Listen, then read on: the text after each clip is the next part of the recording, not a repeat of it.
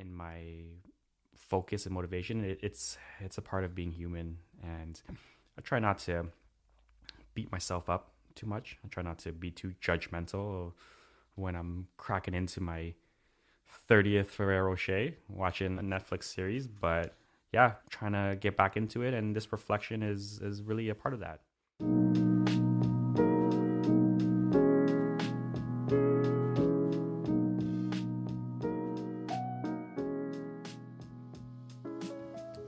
Hey guys, this is Now, and welcome back to the KodaCast.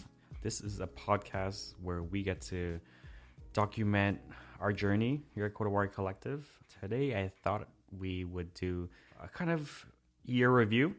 You know, it's January 21st right now, so a little bit past the new year, but I guess better late than never.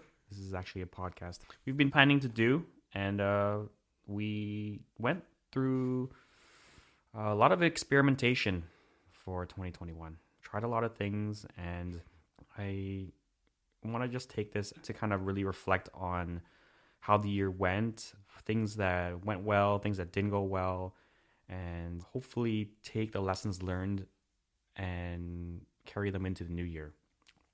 So yeah, this holiday break has been a little bit of, I guess, a weird shift in mood for myself. You know, we went into the holidays feeling a little sick, myself in particular. Kind of fell out of my routine, kind of fell out of my motivation. You know, I kind of took it as an opportunity to kind of just hang out with the family and watch TV. For those of you who have Netflix and have not checked out Arcane, the animated series based on the game League of Legends, you should 100% check it out. Because, you know, if you ask anyone on my team, I haven't really made a lot of time to watch a lot of TV this past year, just because I felt very committed to really focusing on the business and focusing on my team, just because there was a lot going on. You know, I was tackling a lot of new things, and I just felt like I really needed to focus. But the break really allowed for me to kind of decompress a little bit, which was nice. You know, I ended up eating my fair share of ice cream and cookies and Ferrero Rochers. But yeah, if you guys have an opportunity, I highly recommend watching or checking out Arcane.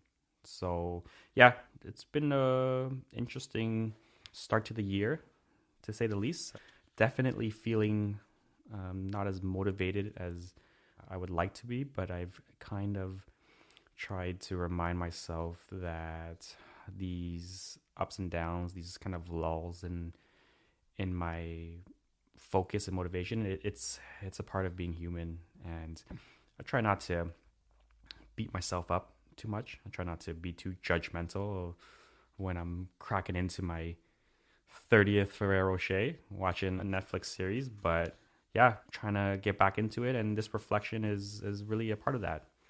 So yeah, let's go over the year that we had. Man, we had so much going on. We tried a lot of things, and I think a part of this reflection was me kind of beating myself up for all the mistakes we made, because yeah, we made it just seems like a lot, you know, because I'm kind of steering the ship, and I really pride myself in having the mindset of taking ownership for any and all mistakes, right? So it's as empowering as it is to know that my life and the direction that I'm heading is in my control, and it's also kind of lonely when you know that when you make these decisions, when things go wrong, you're ultimately the one to blame.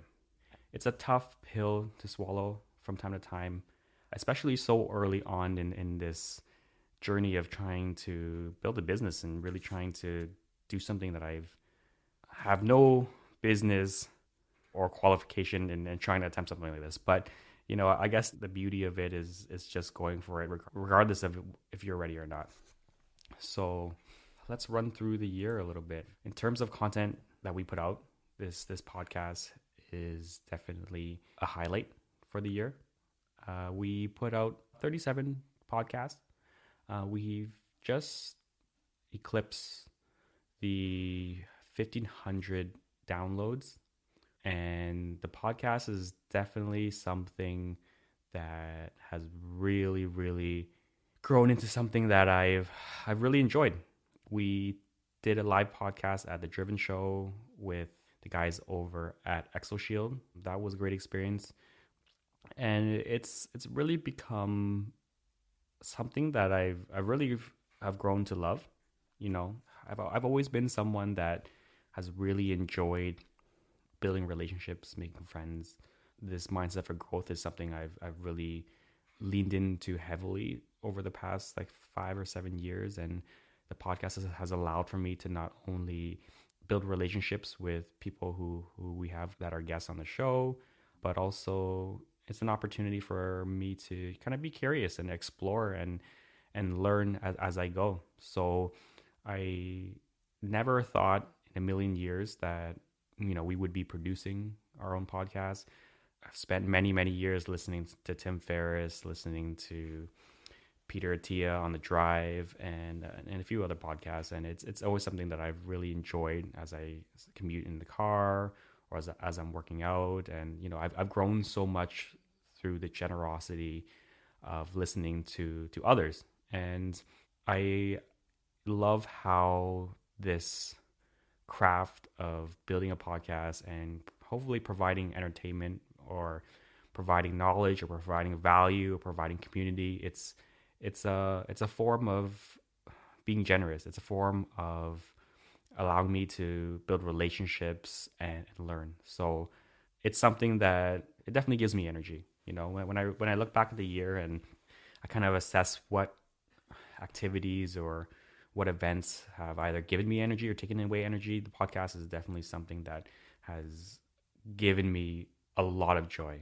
I always leave an awesome recording feeling fired up, feeling happy, fulfilled, and to be able to do it with my team, to be able to do it with friends in our industry and community, it's been wonderful. So I definitely want to give a shout out to our producer, Sherry. She's been with me since day one. This is something that she's not really well versed in, and she kind of just picked it up and rolled with it, and look where we are. So Sherry, words cannot describe how important your contributions and you being by my side through this journey has been. So I want to thank you for that and everything that you do for our family and our son Anderson. And then jumping into my team, man, Steven, David, Nick, Alan, Sherry, all our past team members, Chris, Kang, Cindy, Josh, Ian.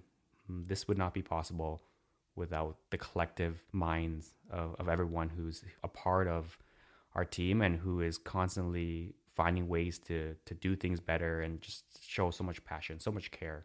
I feel extremely blessed to be surrounded by a group of such wonderful human beings. And this is really why I started this journey, is in hopes of doing this around friends, doing this with a community, and it just brings me so much joy to see what this has become. And I'm super excited to where this goes, and I hope that through this journey we can just help people find their craft that really brings them this level of happiness, fulfillment, all that good stuff. But yeah, let's move along. Our goal is to hopefully put out a podcast per week for the year of 2022. So hopefully when I check back with you guys in a year recap in 2023, we would have hit that mark. A lot of really exciting things planned for the new year because we have a bit of more direction. But yeah, that kind of leads me into the next point, which is, as I kind of peruse through our YouTube channel, we've put out everything from install videos to 22 vlogs to skits to meet the team intros and diecast videos. I know at the beginning of the year we were exploring adding diecast car models, scale car models as a part of our business. And, the thinking behind that was that's kind of where my journey with this passion for cars started was collecting car models. And everyone on the team was very passionate about it. This is something that we really love collecting, and it just brings us a lot of joy. So when we had an opportunity to incorporate this into the business, looking back at it, it was probably not the right timing. I still think there is an opportunity to somehow fold this into the mix of who we are, just because it does mean a lot to us. And to anyone who's been to our shop, you've seen our collection and how much pride we take in what these cars mean and how happy they make us from just walking by it. So my thinking was, hey, we have a detailing shop, and wouldn't it be cool if we can connect with other enthusiasts through retailing some diecast car models? Wouldn't it be cool if a dad could come in and get his car detailed, and maybe his son, who loves cars, buys a Hot Wheel or buys a 164 tarmac model or something like that, and maybe that kind of ignites his passion. But we put a lot of effort into building out an Instagram page. Alan definitely killed it with the Kodawari Otaku Garage. We haven't put a lot of content on it since, but if you guys get a chance, you should definitely check out Kodawari Otaku Garage, where we did have an attempt at trying to curate some content around the whole diecast and scale car model world. But yeah, that was a good chunk of the first and second quarter of the year. Then we transitioned over into doing a lot of vlogs, trying that out, right? I've never been one to watch a lot of vlogs, but I knew that documenting our journey was important.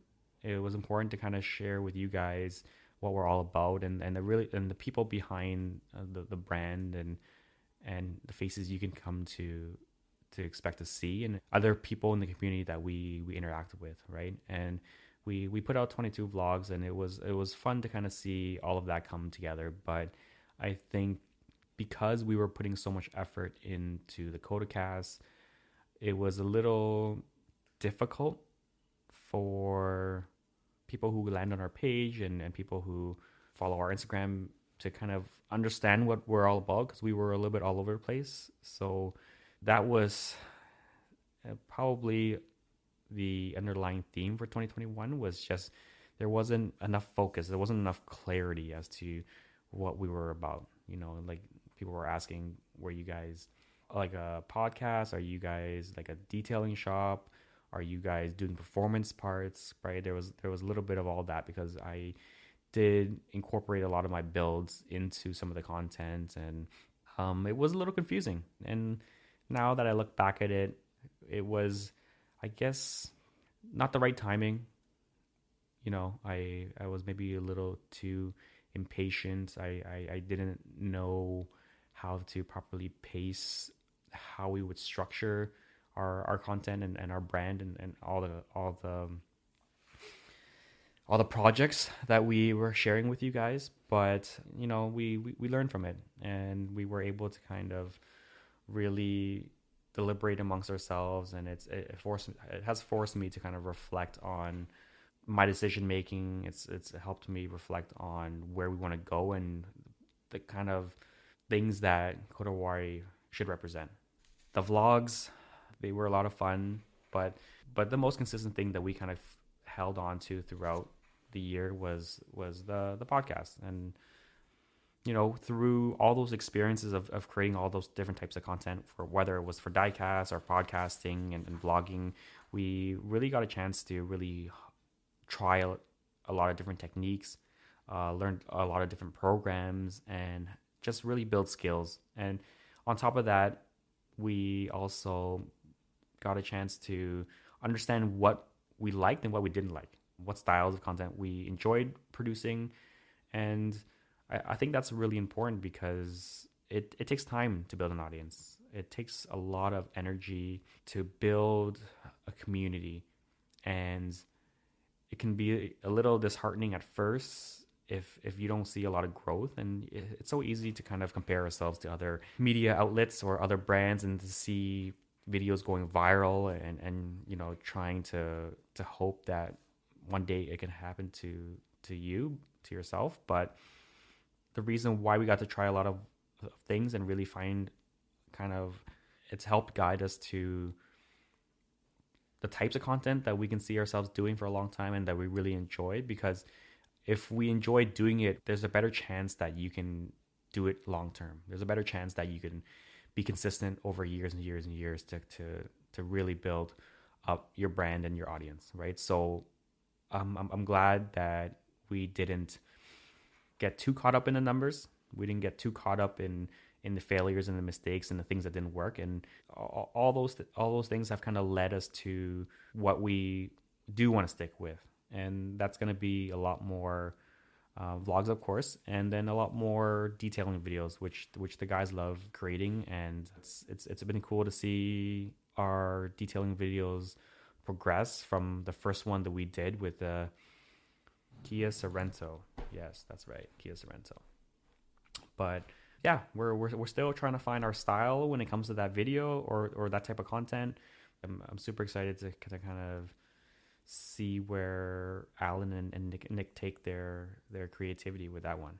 I try to remind myself that it has led us to where we are now, and that's the whole point, right? It's never going to be a straight line in my experience, and it's been a pretty crazy zigzag. I've just tried to remind myself to kind of accept it and enjoy it.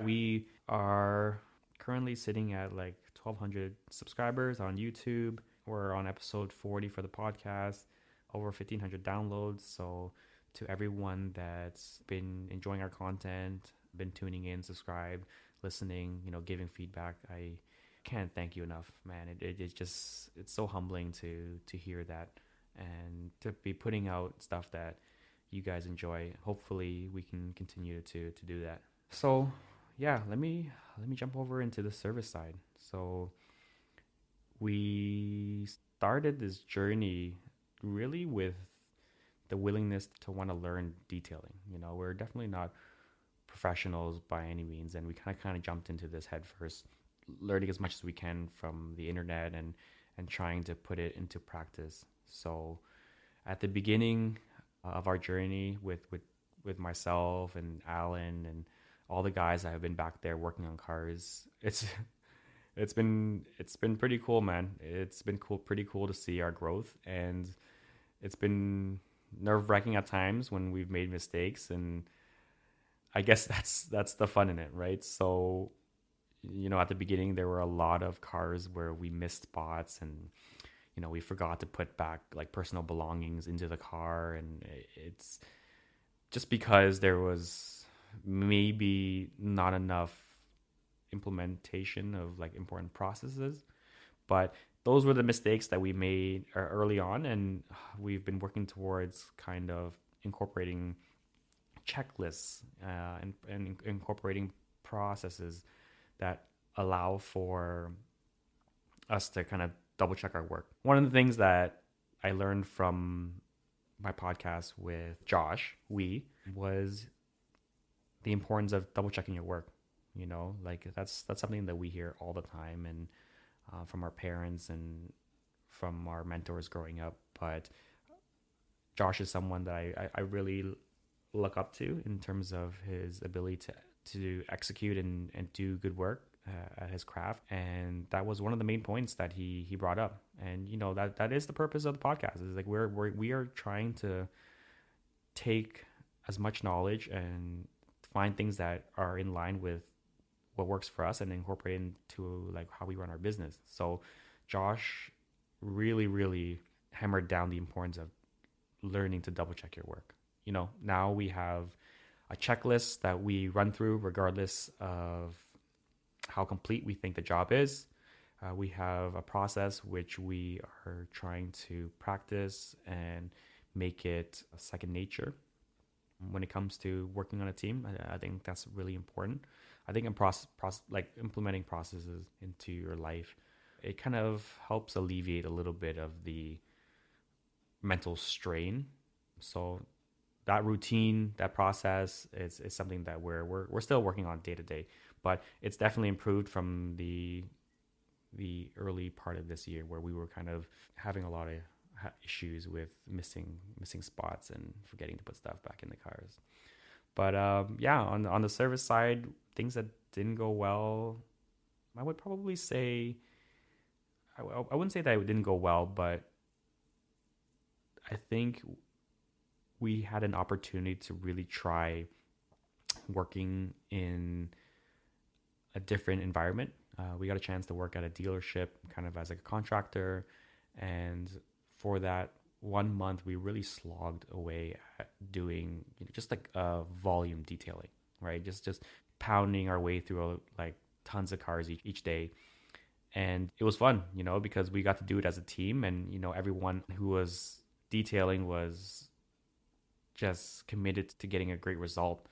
And it was a great experience, but we definitely have learned from that. Doing volume interior cleans, exterior maintenance washes is definitely not the route that we want to head down. It can be very enjoyable in the right environment, and we definitely took an appreciation for the facility that we do have because we were exposed to working in a different environment, and not everyone has a Krenzel and Swiss Track flooring and all the right tools, and it's just crazy to see and appreciate how much of a difference that really makes. But yeah, I my heart goes out to all the detailers and all around the city and all around the world who are making it work with what they got. And sometimes it's just a bucket and a hose and some microfibers, and sometimes you got the works. But it's a dream of mine to be able to kind of go around the city and hopefully help inspire people to really take care of their detailing department, really take care of the guys and the people, the men and women working in the detailing department, because it makes a huge difference, right? Like there are some people that love working with their hands, love taking something dirty and working their magic on it to make it clean. And just something as simple as having the right flooring where you're not coming home with wet socks at the end of the day. Just something as simple as having a pressure washer that's not extremely heavy or cumbersome to kind of move around with these thick hoses. Yeah, it really makes a huge difference. So having those little details taken care of goes a long way. So hopefully, one day as we become more well known for being ambassadors of people who really take pride in the craft of detailing and protecting cars, we can hopefully have some influence on other businesses to help them improve and outfit their facilities so that the people working there feel supported and taken care of. Right? I think that's important. All right, so getting into the events that we had this past year. This was our first summer where the restrictions from COVID were actually allowing us to host events, and it was something that I was very excited for, and the team, they were excited for it as well. And for myself, I've always been someone who has really enjoyed hosting. I grew up cooking with my mom. I've always enjoyed cooking, and a part of cooking is really being generous and inviting people over to have dinner or lunch or cooking for them, right? But that transitioned from cooking with my mom when I was younger to eventually hosting barbecues. Yeah, hosting barbecues and drinking with my friends, because our group of friends, we never really went out to clubs or bars or anything like that, and we did a majority of our fucking around at at our friends' houses, at my house, cooking and catering, right? So, yeah, hosting has been something that I've always really enjoyed doing all throughout my 20s. I love taking care of people, and it's an incredible amount of work, but it doesn't seem like work to me. We have gotten an opportunity and we have a facility at Kodawari Collective to host these events, it's kind of evolved into us doing that, and it's pretty cool. So we hosted two car meets over the summer. The first one was with my S2000 group, and that was a great turnout. You know, we did racing sim competition. My friend Eddie came by with his knowledge of just kicking ass in the kitchen. Eddie's been a good friend of mine, and he's always been right by my side when we threw barbecues together. But Eddie came by and made the most amazing tacos you've ever seen at a car meet. But overall, the vibe was it was really good. You know, like there was a lot of work and there was a lot of cleaning and there was a lot of last minute efforts to get our shop and a facility situated. But you know, I couldn't have done it without my team. They really burned the midnight oil, and we got it done. And the reception from everyone who attended was really positive. You know, it was a really good vibe all around, and it was cool to kind of see something that I had envisioned in my head come to fruition, and to see so many people having a good time, seeing these collection of cars. We ended up giving away an Ignition S2000 118 scale model to the winner of the competition. And yeah, it was just a little taste of what we could grow into, and the events that we could host, right? Because as much as we love building community and building content online, it's another to kind of connect with the local community, and really show that we are here to support. We're here to be a part of the community and to really give as much as we can to the enthusiast automotive community. But yeah, the S2000 meet was a wonderful day. We did an M2 and an M3 E46 meet. So, you know, our idea with these events is to create a little bit of more of an intimate environment. We are going to do a kind of an open house in the spring, but we wanted to try to see what it would look like if we kind of did a little bit more of an exclusive chassis or generation specific meet. So just because those two M models have been, I guess, compared to be very similar in terms of the driving experience and what the car represents. Just because, you know, the newer M cars have gone to be quite a bit bigger, and the driving dynamics has shifted a little bit. And the current M2 kind of is a good throwback to a smaller profile in terms of size and weight, and a driving dynamic that is very fun to drive, is the best way I can put it. That event was a lot of fun as well. You know, we had our close group of friends, not just the team who works here at Kodawari, but our group of friends come by and help us put together the food. They were helping with the raffle that we were doing. They were just being there and supporting us, and it was incredible. There was a great turnout. It was an incredible night. I know, once again, because we were throwing these meets on the weekends, and you know, we were so busy during the week with projects that the planning wasn't there. I know a lot of my guys were frustrated with the lack of planning and communication, and you know, I understand that that's an area that I really do have to grow, and I'm not necessarily ready yet, but sometimes you kind of just have to throw yourself at it. And we got it done. We got it done, and it was a great event. One of the pieces of feedback that we got from one of the members of that M2, M3 community was, yeah, we haven't seen a business really throw an event like this, and with this kind of vibe, it was just very wholesome. You know, we had the kids running around, we had the sim racer going. It was just a great atmosphere for people to really connect and make friends, and talk about the things that they care about, and that's what it's really all about. So yeah, I'm gonna move on to the next and last event that we really prepared for, which was Driven. That was hosted at the Square One Parkade, and it was a pretty crazy month leading up to that because we were wrapping the entire Type R in PPF film. That was the first vehicle that David and Steven have.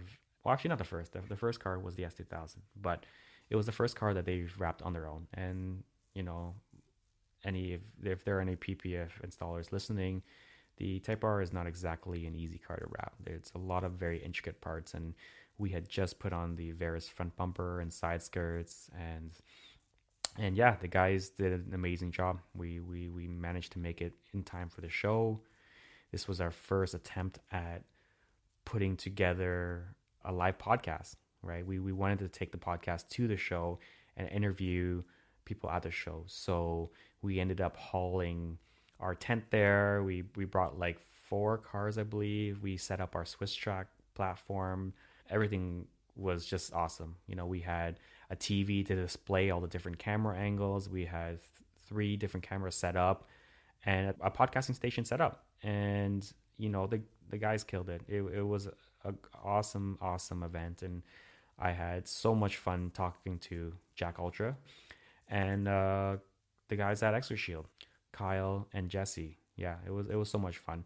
It was, again, something that kind of flickered in the spark of what this could become, of what we could potentially build up into. And that's, you know, my dream is to, as we continue to host events at the shop, you know, hopefully we can build up an audience with the enthusiast community and maybe have events working with OEM companies to maybe launch a new performance car, whether it's like a new Civic Type R, and maybe have members from the community all come out, right? So let's say if it's the new 11th gen, we would have all the 10th gens and all the older Type R and performance models come out to this event. And hey, maybe we potentially could have the 11th gen car on display. We could do a podcast with maybe someone from their marketing team, someone from their engineering team, and really sitting down and having a live discussion in front of everyone attending, talking about the car, allowing people to ask questions, and really making it engaging and interactive event. That's something that I really haven't seen done a lot, because usually when it's done, it's mainly with like the press. I could be wrong. It's mostly like a private event where they kind of invite people from the press and different channels to come out and create content, which is definitely understandable. But it would be so cool to kind of do an event like that where the enthusiast community actually gets to come out and not only interact with each other, but to get to see the new cars and learn about the cars at the show. Just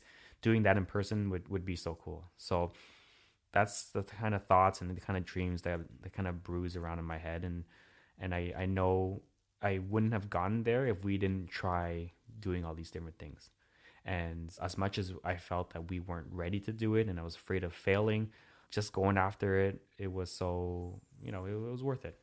So yeah, Driven was wonderful. And we got to connect with Mark Cito and his team, and we did a podcast with Mark, and you got to learn more about what they're trying to do for the enthusiast community. And we can't wait to attend more Driven shows and continue on doing our podcast at the show. There have been discussions of us maybe potentially traveling as a team and going to the other Driven events and potentially hosting our podcast there. So, you know, that's a lot of exciting things that possibly could be lined up for us in the new year. But hopefully the restrictions around hosting these events will calm down around that time.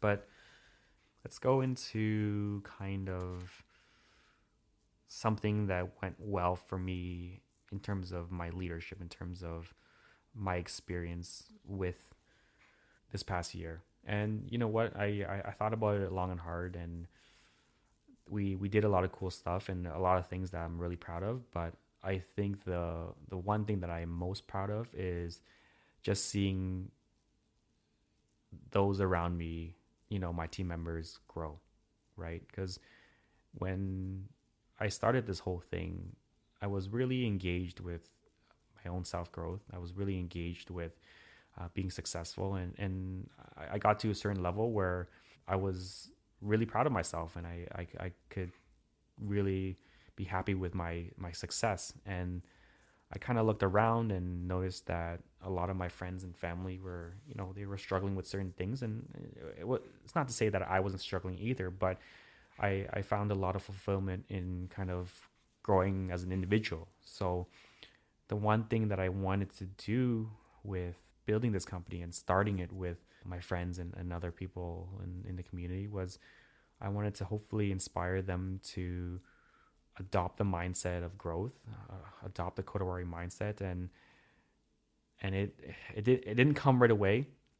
I felt like I was just beating a dead horse sometimes, but slowly but surely it kind of trickled in, and I'm a big believer in you are the average of the five people that you hang out with most, and just seeing my teammates around me kind of grow to be better teammates, to be better detailers, to be a better dad, to be a better partner.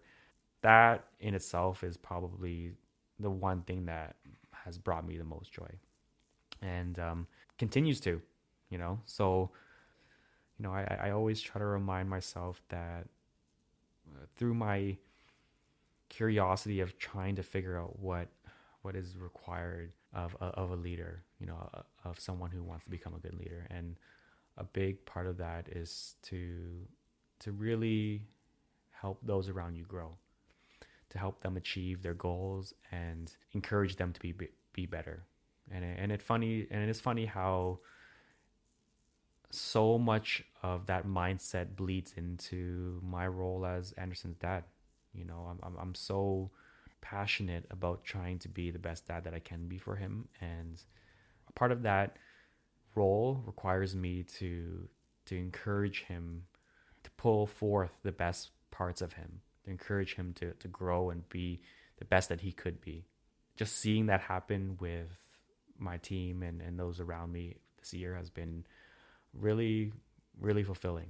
And it hasn't been easy. It definitely hasn't. We've had some very uncomfortable conversations. We've had tears shed. We've had very frustrating moments, but at the end of the day, I try my best to put my ego to the side and remind them that I'm coming from a good place. I'm coming from the heart, and it's cool that they've reciprocated and grown. So that's definitely been one of the highlights of the year, and we're still going strong. We're heading into 2022, and a lot of my team members are really in a different state of mind and really flowing with good energy.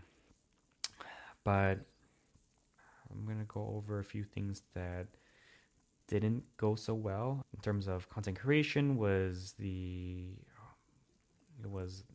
were all over the place with Otaku Garage and the KodaCast and trying to find some focus on the service side. Yeah, we missed a lot of things. So yeah, we implemented checklists and processes and all that. The events there were definitely, it was poor planning, and definitely a lack of communication, and that led to a lot of frustration. But we got better with each event, and Driven was definitely the best of the three, and we did a great job of really pulling that off well.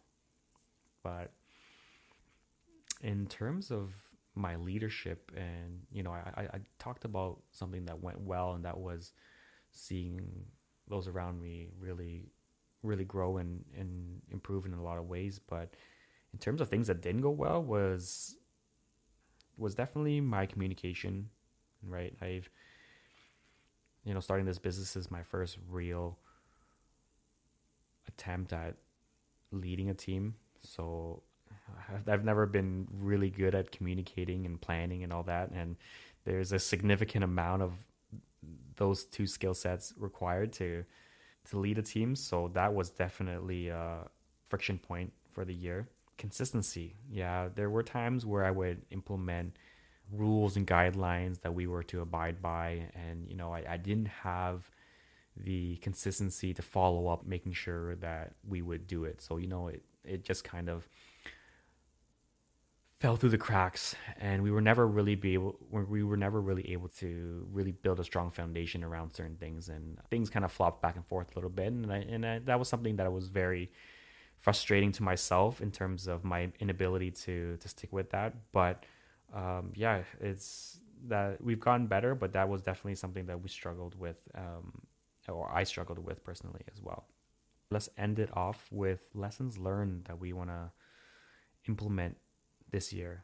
And I think the most important one is having an aim as a company.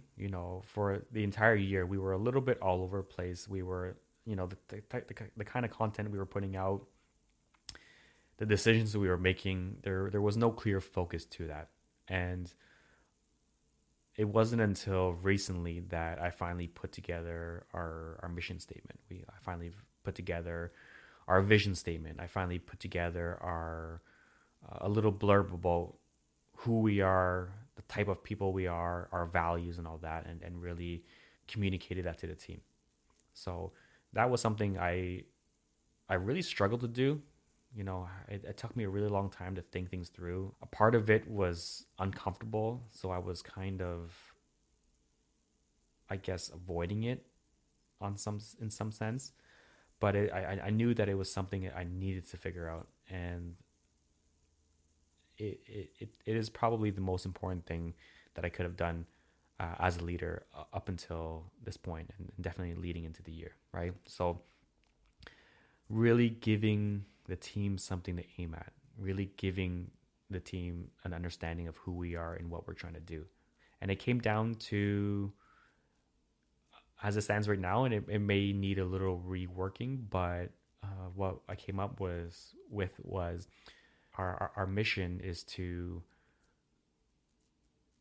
provide the members in the enthusiast community who have a passion for detailing services and knowledge to help them reach their goals. And we're going to be doing it through our content. We're going to be doing it through building community, and we're going to be doing it through striving for excellence in our service and customer service.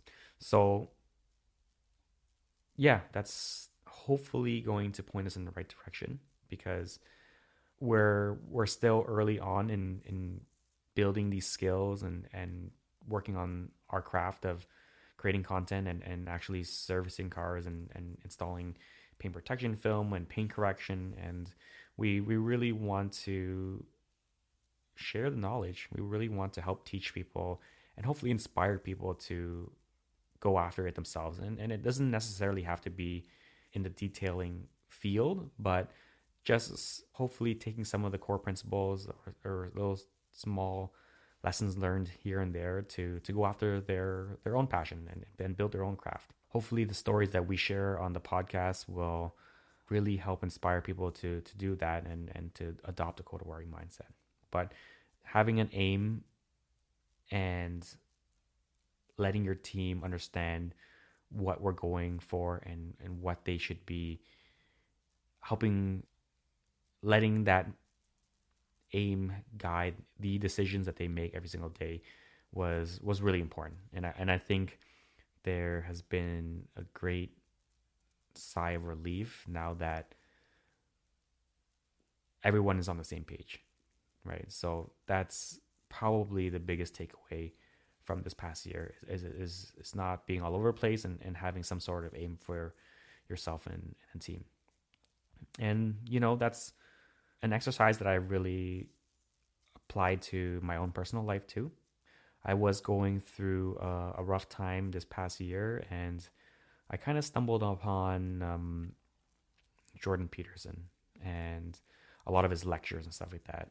And I ended up reading one of his books, and he was very adamant in explaining that human beings are creatures of aim, and that when we actually set an aim, and sometimes it's not the right aim or sometimes it's not the perfect aim, but at least you're heading in some general directions. and then you adjust as you go. So I actually did an exercise that he offers, and it's called the Future Authoring Program, and it pretty much is a journaling exercise that allows for you to reflect on what your future might look like. It asks you to list out your goals, right? And it asks you to kind of put together what your life might look like if you didn't do the things that you knew were good for you. It was a very eye-opening exercise. I've never really sat down to kind of reflect on my aim and the direction I wanted to go, but actually going through the exercise and listing out my goals, breaking it down as to how I would obtain them or take steps towards reaching those goals was a really useful experience. So yeah, his content and his message really hit me at a time where I really needed it, and it really resonated with me, man. And I cannot be more grateful for the message that he's trying to put out there. So if any of you guys are interested in anything remotely close to what I just explained, check out the Future Authoring Program, and that's at Jordan Peterson's website. I believe it's like $10 or something for the exercise. I found that very, very useful. In terms of another lesson that we want to take into the new year, it's definitely, teamwork is very important to us at Kodawar Collective. It's something that I really, really am curious about what makes a good team. I've been reading a lot into the message that Jocko Willick puts out, and he's a former Navy SEALs officer, and he's always been someone who talks a lot about leadership and about teamwork, and it's something that I think just brings a different layer of depth to life when you can kind of accomplish things together. And everything that I want to do, everything that I have dreams of doing, I know I can't do it alone. So I want to see what's possible in terms of really creating a culture here at Kodawari that is really centered around looking after one another, really centered around looking after the person to the left and to the right of you. And this past year was the first time a lot of us were working together, and it was very frustrating at times. They don't see the world through the same lens that we see the world through, if that makes sense. And that's something that I've only recently come to understand, and then I think a part of that started off with my relationship with Sherry. I had certain goals, I had certain ambitions, and I for some reason expected her to share that with me, and that's just not how it works. Everyone has their own way of looking at the world, and that is the same with your coworkers, and it's the same with your teammates, right?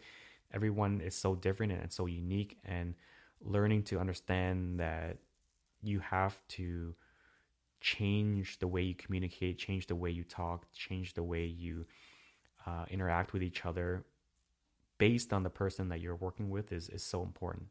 So that's something that I'm still continuing. I'm still like working on, and we've really tried hard at defining clear roles and clear expectations as to what is to be expected of everyone. Because a lot of times I find myself being very disappointed in a certain situation or a certain individual because I have this expectation of they should know this, or they should have the common sense to understand to do it this way or that way, and that's just not fair. And I'm just setting myself up for disappointment. So what I've really come to learn is that I have to be very, man, how do I explain this? I have to be very clear as to how I want things done. If I want things put away in terms of the recycling, if I want the shop cleaned up a certain way, I have to make sure I explain it clear as day. Okay, I want you guys to do it like this, and and kind of like communicate it with the team, and then we all come to an understanding of what is expected instead of sometimes maybe not communicating it effectively, and it kind of gets lost in translation, and then frustration builds up when you don't see it done right. And yeah, there was a lot of that. And what I learned from reading the 12 Rules for Life by Jordan Peterson was there was a little section in it talking about relationships. And what he went on to explain is that all these little things that you do that sometimes can seem very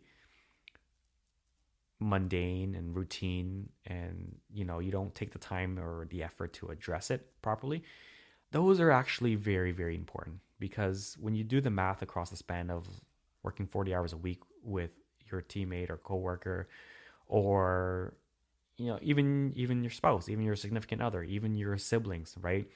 These little small routines, these little small tasks, if they are not done right, or if like you guys aren't on the same page, and it builds a little frustration between the two of you, you end up building resentment. It's really important to nip those in the bud right away and address them before they build up, and the resentment builds up, and then it just ruins your relationship. So that's what I try to remind myself moving forward. I'm not perfect in that regard, but I do try and set those expectations. I really try and communicate and really, really explain it to my best ability of how I want things done, as uncomfortable as it may seem sometimes. And sometimes I really don't want to do it. I understand that the importance of it. But yeah, clearly defining the roles and setting the standard and communicating in a way that you don't let those little things kind of build up, and you find yourself harboring resentment, and resentment is just a really negative emotion, and a very useful emotion, because the way Jordan Peter explains it is resentment usually means two things. It either means, one, you are building resentment up because you need to stand up for yourself and someone is taking advantage of you, or if you're building resentment, you need to grow the hell up. You need to mature. You need to take on more responsibility because you're just being a big baby about it. So it's one of those two things, right? And a lot of times when I find myself building resentment towards a certain situation or a certain individual, I really ask myself that. I really ask myself, is this a situation that I'm being taken advantage of, and that I need to stand up for myself, or is this a situation that I ultimately just need to take responsibility of, and stop complaining and stop whining about it, and grabbing it by the horns, and really finding a solution for it. So that has been incredibly helpful for me. And then, yeah, the third lesson that we're gonna take into the new year is mainly the discomfort around failure, man. It seems like there was no shortage of that in these first 2 years of building Kodawari, and I try to remind myself each day that there is a lesson to be learned in each one, and it's part of the process. So only heading in these weird directions, it can seem a little disheartening. It can seem a little frustrating at times, but at least you're stumbling and heading in one direction. It's definitely a lot better than just standing still. It's a lot better than being in that comfort zone of being afraid to fail and just sticking with the status quo. So, as you make mistakes and as you adjust, that's that's really, that's you're heading in the right direction, regardless of of which direction you're stumbling forward. Because at least you're going forward in some way, and then as you go, hopefully you don't repeat the same mistakes, and you make micro adjustments, and eventually you get to landing in something like what we have or what I have here with the podcast, finding something that really brings me so much joy and is something that I can really focus on. And I would not be able to be in this position if had I not even made the attempt of starting this whole journey of Kodawari. I had no intention of ever doing a podcast, and it just kind of fell into my lap. And I was like, you know what? As terrifying as it was recording the first podcast, and if you guys go back and listen to it, it's pretty funny. We were so nervous, man. We were that episode where we passed around the mic to kind of introduce everyone to the team. I was sweating bullets, man. It was it was pretty funny. So just to see the growth over repetition of just understanding, things don't get less scary. You just find out that you're tougher than you think, right? And even my first YouTube video, and Alan was recording me, and yeah, there was he was like, "Yo, just take a deep breath," like, and I was so nervous, and I just felt like a deer in headlights, and it's so cringe just to go back and watch that video. But at the same time, it just puts a smile on my face, because we all kind of have to look like an idiot at first if we want to work towards anything resembling some sort of mastery. So it can be frightening, but all those failures will eventually lead you towards some of the good stuff. Yeah, I think that's pretty much it for the recap of 2021. I hope that wasn't too disjointed. I hope you guys got some value from that. I'm going to end off with setting the aim for the podcast for 2022. I love inviting guests on to the podcast who represent not only the detailing but the automotive industry in a positive light, in terms of the message that they're trying to get across, the contributions that they're making as a company or as an individual. Those are the kind of stories I will continue to share and highlight on the KodaCast, and people who have really cultivate that mindset of growth, the Kodawari mindset, that commitment to a craft of bettering themselves and really striving for excellence. Those are the kind of stories that we will be sharing and highlighting on the podcast this upcoming year. You'll see, as we make a shift towards hopefully including a little bit more detailing oriented content on the KodaCast. It won't encompass like a huge chunk, but a bit of an uptick in detailing content, just because, if we're going to be working on our craft of detailing, it would make sense for us to reach out and build relationships with people in the industry, people who have honed their craft of installing PPF or paint correction or detailing and restoring cars. That's something that is important for us to learn more about. So I know the podcast has been there hasn't been a ton of detailing content on the podcast, but you guys can expect to see a little bit more detailing related content coming from the KodaCast, as well as our YouTube channel and our Instagram.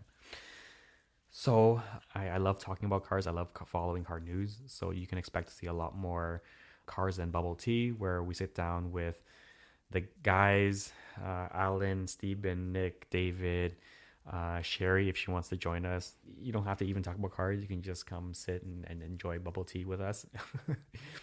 And maybe even eventually sitting down with my friend Austin and talking cars, right? Because that's something that I really love doing, and just seeing all the new cars, enthusiast cars that are coming out, it just gets my blood going, and I want to be able to kind of highlight and share with you guys the things that I find interesting, and hopefully just enjoy where this great age that we're living in with the amount of technology and cars and variety that we have access to. It's truly incredible. Definitely we'll definitely be continuing with that. I even contemplated doing like kind of informational, not informational, but talking about brands and stories in our industry that I'm really curious about. So maybe doing an episode of Raise Wheels where we do some research and we kind of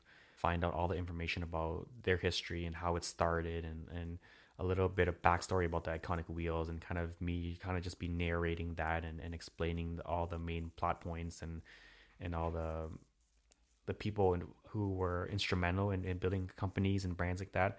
I think that would be super cool because it's my dream to hopefully get guys like Andreas Porninger and Christian von Koenigsegg on there on the podcast to kind of talk about their journeys. But until then, hopefully we can give you guys a little bit of what makes them so inspirational to myself, right?